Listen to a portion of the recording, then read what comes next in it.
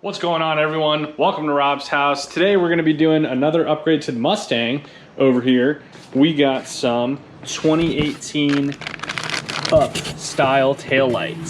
So one of the things that's kind of dated about my Mustang is the factory taillights. They're kind of just the 15 to 17 Gen 2 S550 design. That is just a sort of straight design. But if you look, we got a little bit more flair on the 2018 Plus. The 2018 Plus taillights look a lot cooler than the ones that are already on my car, in my opinion. I decided to stick with a traditional red taillight. I didn't want to do the Euro spec clear taillights or smoke taillights. Smoke taillights in particular, I don't like the idea of tinting anything that is supposed to illuminate you at night. And I didn't want to do the Euro spec clear taillights because, as I'm sure you're aware if you watch the channel, there's a lot of red accents on my car in the form of Roush badging. So I figured that, you know, the red taillights match nice, but I just kind of wanted to give it a little more of a modern look. So I'll show you how to take the factory taillights out, and I'll show you how to put the new ones in. The procedure is very, very straightforward, and this will be a really short and straightforward video. So let's get started. All right, so the first thing that we need to do in the trunk here is we need to release these screws. These things just unthread. There's 4 of them.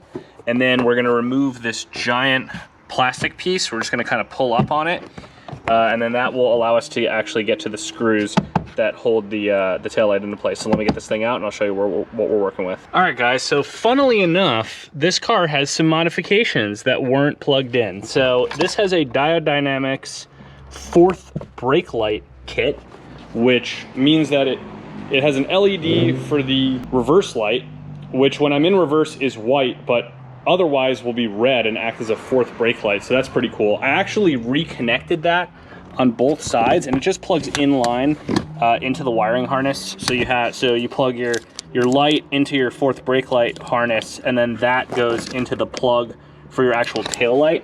Then over here, I'm not sure what was going on with the previous owner, but there's a sequencer in here to make the lights sequence when you use the brakes, but there's only one of them. So I don't have one for the other side, so if anyone watches this video, if you got an extra sequencer, hook me up. Otherwise, I'm not gonna use it right now. But anyway, all you have to do, normally this would just be plugged right into the factory harness back here, but instead it's plugged into the sequencer kit, so it's not a big deal. I'm just gonna unplug this. I'm gonna undo this rubber grommet in here, just get that loose. And basically the light itself has 3 bolts. It's got a bolt there, and then it's got a bolt here and a bolt here. You just take those off and the entire assembly will slide right out, and then just reverse it. Just pull the wiring harness and grommet out, put the new assembly on, 3 bolts, plug it in, and you're good to go. So I'll be back when I've done both. The procedures are the same, exactly the same for both sides. It is worth noting that I did have to remove, there's a clip here for this liner. It's just a regular black pushpin clip. You can just pry it right out. So I had to remove that just so I could peel this back. That's pretty much the only other thing you got to do. So anyway, like I said, it's going to be a short video today. I'll be right back after I install these, and I'll show you guys the finished product. All right, guys, we're all done. Like I said, it gives a little more of a modern look to the back end of the car. Flip the turn signals and show you guys what it looks like.